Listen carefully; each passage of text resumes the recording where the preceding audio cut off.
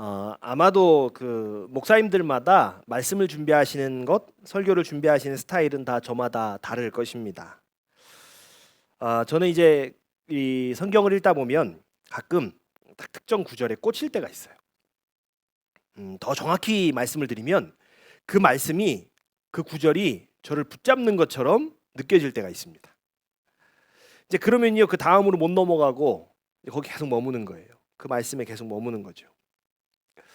근데 그렇게 이제 그 말씀을 그 구절을 곱씹고 또 묵상하고 그렇게 하다 보면 그 이전에 떠오르지 않았던 생각들이 떠오릅니다. 또 새로운 질문들이 막 생겨나는 거예요.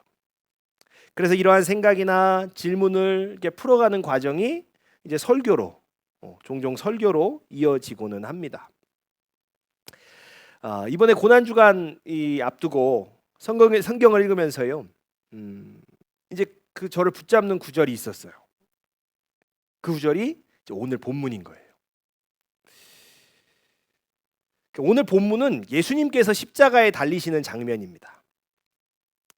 예수님께서 십자가에 달리시는 그 순간에 제자들은요, 사실은 말할 수 없는 그 허망한, 또 정말로 그 허망함이 그들의 가슴을 너무나도 아프게 했을 거예요.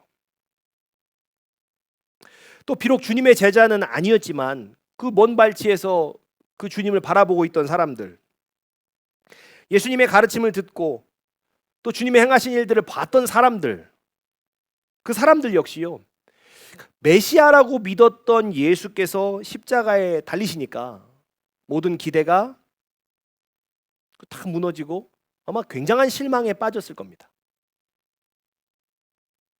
그런데요, 이 대중들의 무너진 기대, 그 실망, 이게요, 네가 하나님의 아들이면 당장 십자가에서 내려와 봐라 라고 하는 분노와 조롱으로 진화하기 시작한 거예요. 그렇게 커져갑니다. 예수가 진짜 메시아임을 믿지 않았던 제사장과 서기관들도 또한 지금 뭐라고 하고 있냐면, 지금 당장 십자가에서 내려와 봐라. 그러면 내가 믿겠다. 그렇게 얘기를 하고 있는 거죠.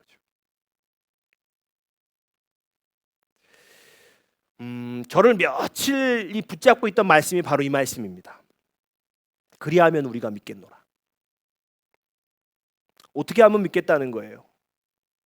당신이 그렇게 하나님의 아들이라고 이야기하고 다녔는데 정말 그렇다면 그 누구도 빠져나갈 수 없는 가장 고통스러운 바로 이 십자가 형벌에서 스스로 벗어날 수 있는 능력을 보이라는 거예요. 그러면 믿겠다.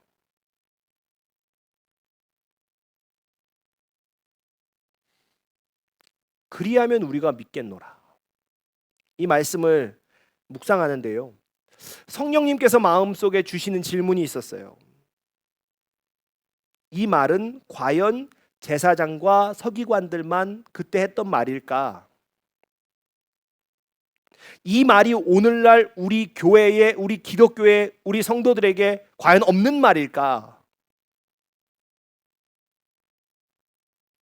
주님이 정말 살아계시다면 이렇게 해주십시오. 주님 이렇게 해주시면 제가 더 잘 믿겠습니다. 비록 말로는 표현하지 않고 마음으로 품었을지라도, 또 제사장들의 그 조롱 섞인 그 말투와는 달리 공손하게 우리가 말했을지라도, 이 품었던 마음들이 과연 그리하면 우리가 믿겠노라는 제사장들의 말과 다를 바 있을까 싶은 겁니다. 성령께서 그렇게 제 안에 질문을 던지시는 것 같았어요. 그리하면 믿겠노라. 이거의 핵심은 당신의 능력을 보이면 믿겠다는 것입니다. 사실은요, 주님께서는 십자가에 달리시기 전까지만 해도 어떠셨습니까? 가는 곳마다 놀라운 능력과 기적을 이루셨어요.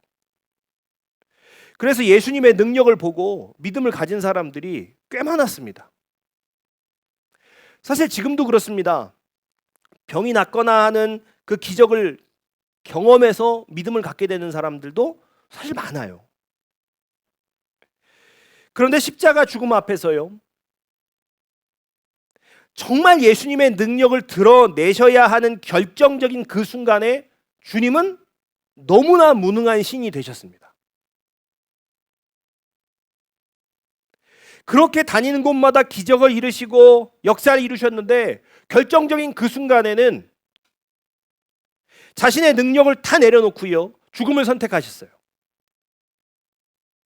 당신의 능력을 보이면 내가 믿겠노라, 그 말을 뒤로 하시고 자신의 능력을 버리고 죽으셨어요. 여러분, 예수께서 당신의 능력을 버리고 죽음을 택하신 이유는 예수가 능력을 버려야만 우리가 살 수 있었기 때문입니다. 여러분도 아마 교회 다니시면서 예수 믿으시면서 예수께서 십자가에 죽으셨기 때문에 우리가 구원받았다라는 이 말을 수도 없이 들으셨을 거예요.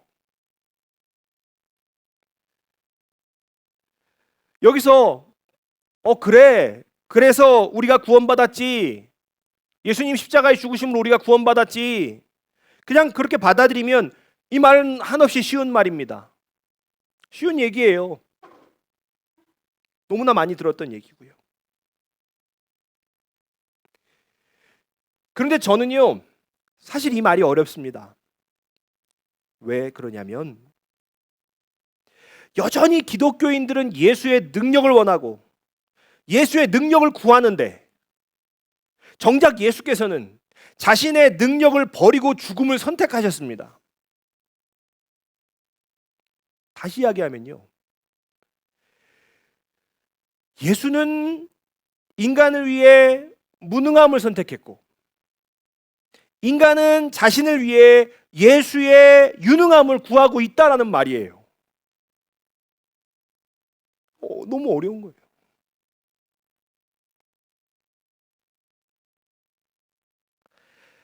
아마 지금 이렇게 생각하시는 분도 있을 수 있어요. 목사님 그 다 절기가 다 있는데 목사님 그 오늘 이제 고난 주간 앞두고 그냥 예수님이 우리를 위해 십자가 지셨습니다. 에? 그 고난에 동참합시다. 그냥 그렇게 설교하면 되는데 뭘 그렇게 어렵게 생각하시고 뭘 고민하시냐고 생각하시는 분이 있으실 수도 있어요. 왜냐하면 우리가 절기 가까우면 다 오늘은 뭐겠구나라는 짐작이 있잖아요. 우리가 하루 이틀 신앙생활 하는 것도 아니고. 제가 만약에 성도님들이어도 그렇게 생각했을 것 같아요. 오늘 좀 이렇게 묵직하게 그 고난에 동참합시다. 한 주간 동참합시다. 이렇게 하고 끝나면 되지. 사실은 저도 쉽게 가고 싶죠. 그런데 하나님께서 쉽게 가실 생각이 없으세요. 제가 말씀을 준비하면서도요, 때로는 제가 봐도 어려울 때가 있어요. 하나님께서는 단순히 우리의 예배 시간에 그냥 성경 이야기 들려주고 끝나실 생각이 없는 것 같으십니다. 편안히 앉아서 듣고 있다가 집에 가면 그냥 끝나면 집에 가면 되는 그 예배를 우리 가운데 만드실 생각이 없으신 것 같아요. 제가 우리 교회 가운데서 말씀 증거하면서 느낀 게 뭐냐면 하나님께서는 매주 예배를 통해서 이 말씀을 통해서 우리에게 질문하고 계신다는 거예요. 묻고 계신다는 거예요. 너는 어떤 사람이냐? 너는 지금 어떻게 살고 있느냐? 때로는요, 내가 지금까지 믿어온 진리가 정말 진리가 맞느냐? 그렇게 우리에게 반문하시기도 합니다. 아마 하나님의 이런 질문에 대해서는 우리가 소그룹 시간에 답하게 되는 것 같아요. 그래서 어떤 날은요, 아마 도저히 답이 생각이 안 나서 답하기 어려워서 이 소그룹을 좀 도망가야겠다, 그렇게 생각하고 싶은 분들도 계실 겁니다. 어떤 날은 진짜 뭐라고 말해야 되는지 모르겠는 날도 있지요.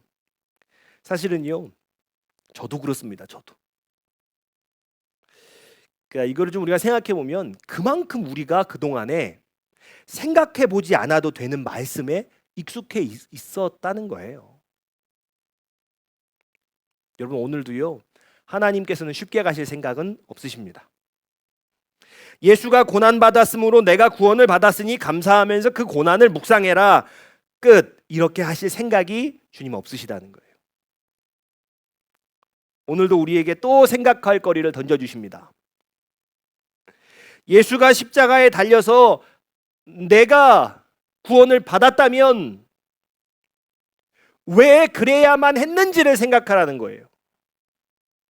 왜 모든 기적과 능력을 행해 놓고서 정작 십자가 앞에서는 무능하게 죽어야 했는지를 생각하라는 것입니다.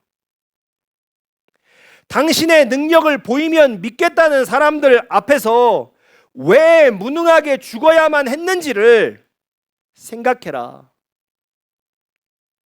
하나님은 오늘 여기까지 우리를 데리고 가시는 겁니다. 머리가 아파오지요. 그래도 한번 같이 가보겠습니다. 우리가 이 주님의 질문에 답을 얻기 위해서는 예수님께서 십자가에 달리신 사건을 성경이 어떻게 표현하는지를 우리가 먼저 알아봐야 됩니다. 요한일서가 이렇게 기록을 합니다. 요한일서 4장 10절입니다. 같이 읽습니다. 시작. 하나님이 우리를 사랑하사 우리 죄를 속하기 위하여 화목 제물로 그 아들을 보내셨음이라. 아멘. 제가 그런데 이 말씀을 보면서 좀 깜짝 놀란 게 뭐냐면 화목 제물이라는 거예요. 화목 제물. 여러분, 화목제가 어떤 제사입니까? 이게 죄를 사하는 능력이 없는 제사예요. 화목제는 하나님께 감사할 일이 있을 때 드리는 겁니다. 또 뭐 특별한 거 없으면 그 이유가 없어도 하나님에 대한 사랑을 표현하기 위해서 자원해서 드릴 수 있는 그런 제사예요. 죄와는 상관이 없는 제사입니다. 이상하잖아요. 예수님께서 화목제물이 되셨다? 그러면 우리의 죄를 사하는 기능이 없는 제사의 제물이 되셨다는 거예요. 그래서 제가 원어를 찾아봤더니요, 다행히 그 얘기가 아니더라고요.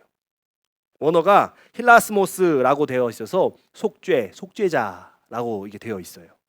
그러니까 무슨 얘기냐면 요한일서의 말씀을 보니까 하나님이 우리를 사랑하사 우리 죄를 속하기 위하여 속죄 제물로 그 아들을 보내셨음이라 라고 기록을 하고 있는 거예요. 그러면 성경은 예수님께서 십자가를 지신 이 사건을 어떻게 보고 있는 거냐? 하나님께서 지은 죄를 용서받기 위한 속죄제로 이 사건을 보고 계신다는 거예요. 그리고 예수님은 그 속죄제에서 속죄 제물이 되신 겁니다. 제가 예전에 설교 가운데서도 한번 나눴는데 이 속죄제를 드릴 때는 어떻게 하느냐면 제물을 데리고 와가지고 제물에 안수해서 나의 죄를 다 전가시킵니다. 그리고 어떻게 해야 돼요? 그 제물을 내가 직접 칼로 죽여야 했습니다. 자, 그런데 가만히 생각해 보면 이 제물이 가만히 있었겠냐는 거예요. 보통 제물을 한 번에 죽이기 위해서는 미간을 콱 찔러야 되는 거죠. 그런데 제물이 가만히 안 있잖아요. 발버둥 치잖아요. 그러니까 단번에 죽인다는 것은 결코 쉬운 일이 아니었습니다. 그럼 우리가 좀 상상해 볼 수 있어요. 만약에 그 속죄 제물이 끝까지 죽지 않으려고 발버둥 치다가 빠져나가지고 막 성소 사방을 도망쳐 다니면 어떻게 됐을까요? 아마 어떤 날은요, 제물의 저항이 너무 거세가지고 제사를 드리지 못한 날도 있었을 겁니다. 자, 그런데 내 죄를 전가시킨 이 제물이 사방으로 날뛰며 죽기를 거부하면 나의 죄는 어떻게 되냐는 거예요. 그대로 있는 겁니다. 제물이 죽기를 거부하면 내 죄는 그냥 남는 거예요. 안 없어지는 거예요. 그대로 있는 겁니다. 우리는 여기에서요, 나를 위해 속죄 제물이 되신 예수께서 온갖 능력과 기적을 행한 전능한 신이 정작 십자가 위에서는 무능한 신이 되어버린 이유를 깨달으셔야 되는 거예요. 이 십자가에서 당장 내려가야겠다. 죽지 않겠다. 여러분, 예수께서 그렇게 발버둥 치셨더라면 우리의 죄는요, 그대로 남는 거예요. 네가 하나님의 아들이야? 그럼 내려와 봐. 그렇게 조롱하는 자들을 향해서요, 십자가를 그냥 단번에 때려 부수시고 당신의 능력을 보이셨어요? 그렇다면요, 나의 죄는 그대로 남는 거예요. 예수께서 모든 모욕과 수치를 감당하시고 정말로 무능하신 신이 되신 이유를 우리는 여기서 깨달아 알아야 되는 겁니다.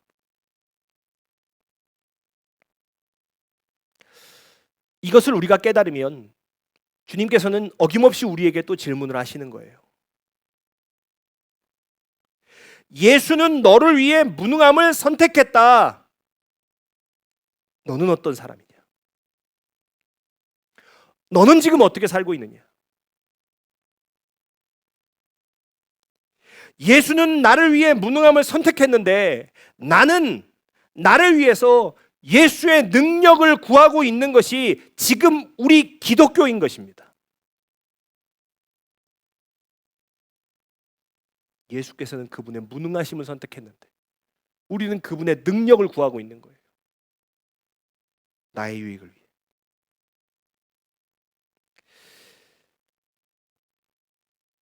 그럼 이게 잘못된 걸까요? 인간이 하나님의 능력을 구하는 것, 그게 잘못된 거냐는 거예요. 자, 우리가 이 질문에 대한 답을 얻기 위해서도 먼저 좀 살펴봐야 될 게 있어요. 사실 하나님이 아닌 다른 신들은 다 가짜죠. 자, 그런데 그럼에도 불구하고요, 아주 오래전부터 사람들은 그 다른 신들을 섬겨왔습니다. 고대 이집트의 유적들만 봐도요, 신이 엄청 많아요. 출산의 신, 치료의 신, 지혜의 신, 신들이 엄청 많이 등장합니다. 사람들은요, 자신의 필요에 따라 신을 만들어냈고 각자의 문제를 해결해 줄 존재로 신을 계속해서 만들어냈습니다. 자, 그렇게 만들어진 신에게 어떻게 자신의 필요를 얻으려고 했을까? 사람들은 그 신을 감동시키면 자신이 원하는 것을 얻을 수 있다고 믿었습니다. 그래서 그 신을 감동시키는 방법은 시대에 따라 또 지역에 따라 좀 달라졌죠. 조금씩 다른 모습이었습니다. 예를 들면 그리스 로마 시대에는 신전에서 문란한 행위를 막 했습니다. 그게 신을 감동시키는 그런 행위라고 생각했어요. 동양 문화권에서는 어떻게 했습니까? 착하게 살고 간절히 빌어야 됐습니다. 그러면 신이 감동하는 거예요. 이렇게 오래전부터 사람들은요, 신을 감동시켜서 자신의 필요를 채우기 위한 종교적인 삶을 살아왔어요. 그러니까 사람들이 신을 믿는 결정적인 이유가 뭐냐라고 하면, 내게는 나의 필요를 채울 수 있는 능력이 없기 때문에 그 능력을 신으로부터 얻고자 했던 거예요. 그러면 기독교인들은 좀 다를까? 우리가 예수를 믿다 보면 종종 이런 질문이 생길 때가 있어요. 하나님이 정말 살아계시다면 이렇게 해주셔야 되는 거 아닐까? 또 하나님이 정말 살아계시다면 왜 이런 일이 일어나지? 이런 질문을 할 때가 있죠. 근데 이 질문의 배경을 좀 살펴보면, 그 이면에 좀 우리의 마음을 살펴보면, 내가 이룰 수 없는 일을 하나님은 이루셔야 된다는 거예요. 또 내가 통제할 수 없는 세상의 일들을 하나님께서는 마땅히 통제하셔야 한다는 전제가 깔려 있는 거죠. 결국 하나님도 내가 하지 못하는 일들을 대신 이루고 내가 통제할 수 없는 것을 통제하는 그 능력을 발휘해야 하는 그냥 그런 신인 거예요. 당신의 능력을 보이면 내가 믿겠노라. 그 전제가 우리의 신앙 안에도 이미 깔려 있는 것입니다. 그러면 결국은 결론이 하나님의 능력을 구하며 사는 게 잘못된 거다, 이렇게 나는 것일까요? 저는 여기에서 우리가 이렇게 한번 질문해 보셨으면 좋겠어요. 내가 구하는 하나님의 능력이 무엇일까? 지금 내가 구하는 하나님의 그 능력이 무엇일까? 내가 구하고 있는 하나님의 능력이라는 거, 그 능력이 어떤 능력입니까? 그 하나님의 능력이 결국 나를 위한 것입니까? 아니면 기껏해야 내 가족을 위한 그런 것은 아닙니까? 그러면 우리도 나의 필요를 위해 신을 만들고 그 신을 믿었던 사람들과 다를 바가 없는 거예요. 정확히 얘기하면 하나님의 능력을 구하면 안 되는 게 아니라, 그게 잘못된 게 아니라, 내가 더 잘 먹고 잘 살기 위해서 필요한 능력만 구하는 거, 그게 문제라는 거예요. 여러분, 그럼 우리는 어떤 능력을 구해야 될까요? 우리 고린도전서 1장 18절 말씀 한번 같이 보겠습니다. 같이 있습니다. 시작. 십자가의 도가 멸망하는 자들에게는 미련한 것이요 구원을 받는 우리에게는 하나님의 능력이라. 아멘. 사도 바울은 십자가의 도가 멸망하는 자들에게는 미련한 것이라고 말합니다. 바울이 말하는 십자가의 도라는 거, 정말 무능해 보이는 예수님의 그 십자가 죽음을 이야기하는 겁니다. 로마 사회에서요, 십자가의 처형을 당했다는 거, 그건 예수가 최악의 죄수였다라는 것을 그냥 반증해 주는 내용이에요. 그런 사람을 믿어? 그런 자를 신으로 믿어? 너 제정신이냐? 사도 바울에게 그 비난이 막 쏟아졌던 거죠. 그러나 사도 바울은 굴하지 않고 구원받은 우리에게는 그 무능한 죽음이 곧 능력이라고 말합니다. 왜 예수의 무능한 죽음이 능력이 되는 겁니까? 그 죽음으로 인간은 죄에서 의인이라는, 죄인에서 의인이라는, 그 죄로부터 자유에 대해서 죄인에서 의인이라는 새로운 존재가 되었기 때문이에요. 그게 십자가의 그 미련한 것이, 그 무능한 것이, 그 십자가의 도가 능력이 되는 이유는 우리가 죄인에서 의인이라는 새로운 존재가 되었기 때문이라는 거예요. 여러분, 세상에 어떤 능력이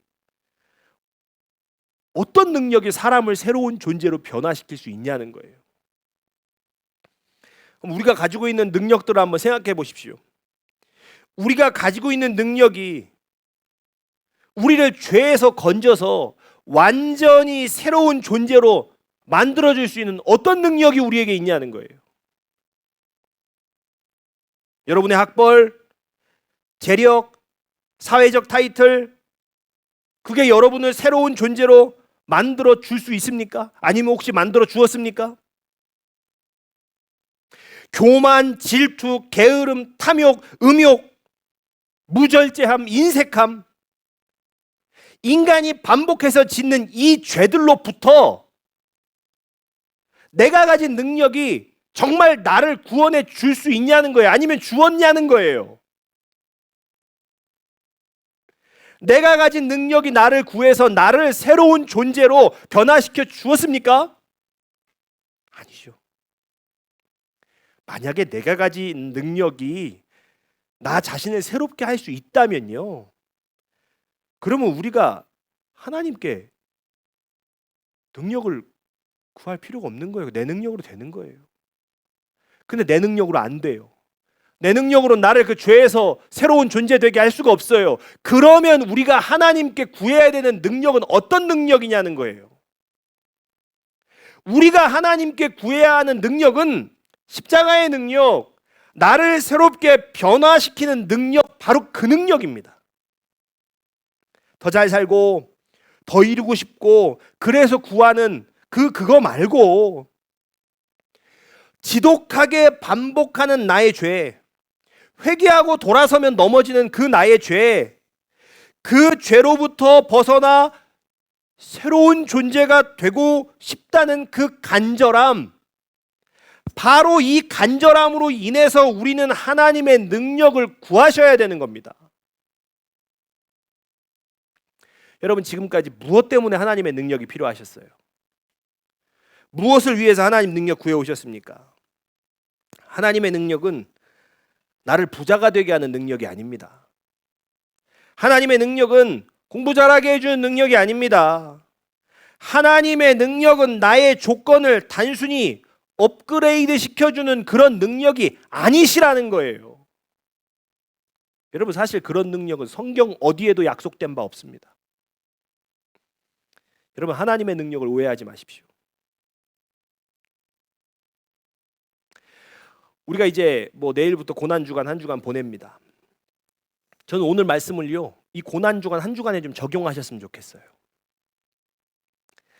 여러분, 고난주간은 하루에 한 끼씩 굶고 TV 안 보고 하는 주간이 아닙니다. 예수의 그 죽음이라는 것이 쾌락을 참는 고통이 아니었어요. 그런데 교회는 자꾸 성도들에게 쾌락을 참는 것을 통하여서 예수의 고난을 묵상하게 합니다. 여러분, 근데 내가 TV 하루 안 보고 내가 한 끼 금식한다고 해서 예수 십자가의 고통의 그 어디 발끝 하나도 우리가 닿을 수가 있겠습니까?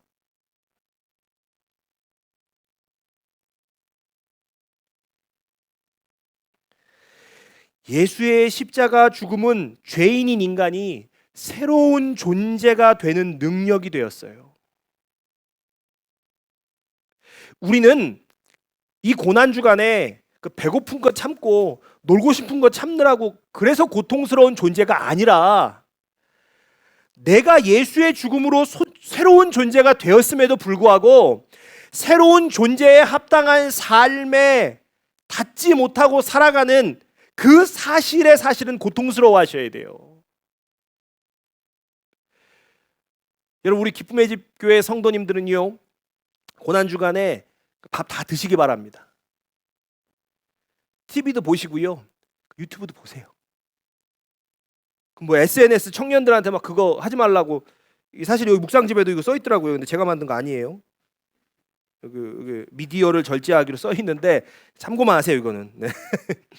우리 청년들한테 막 그래요. SNS 하지 말라고. 그 꽃 앞에서 사진 찍고 뽐내지 말라고 막 그거 참아야 된다고 고난주. 아니요, 하세요. 그거 하세요. SNS도 다 하세요. 주님은 우리의 쾌락을 줄여가지고 주님의 고난에 동참하라고 말씀하신 적이 없어요. 밥 한 끼 굶고 유튜브 잠깐 안 보고 그러고 나서 나도 예수의 고난에 동참했다, 그렇게 스스로를 거룩한 사람이라고 착각하게 만드는 행위에 더 이상 속지 마십시오. 여러분, 우리는요, 어떻게 해도 전혀 거룩하지 않습니다. 우리는 여전히 새로운 존재에 합당한 삶을 살지 못하고 있습니다. 여러분, 이 사실이 괴로움이고 이 사실이 고통인 거예요. 그러면 우리를 이 고통에서 건져내 주실 수 있는 게 무엇냐는 거예요. 나를 새로운 존재로 변화시키시는 십자가의 능력인 것입니다. 우리에게는요, 이 능력이 필요해요. 이 능력이. 여러분, 한 주간 동안 이 능력을 구하실 수 있기를 바랍니다. 주님, 새로워지기를 원합니다. 주님, 새로워지기를 원합니다. 한 주간 동안 이 능력을 구하는 기도를 하실 수 있기를 바랍니다. 죄에서 떠나 새로운 존재에 합당한 삶을 살기를 원합니다. 저의 힘으로 할 수 없습니다. 주님의 능력을 구합니다. 하나님께 끈질기게 구하십시오. 몇 번 기도했다고 금방 바뀌지 않습니다. 그러니까 이 고난주간에 더 끈질기게 기도하십시오. 내가 원하는 것을 위해서는 막 무릎이 저리도록 기도를 하는데 왜 내가 죄에서 떠나 새로운 존재가 되기 원하는 것, 그걸 위해서는 간절히 기도할 수 없냐는 거예요.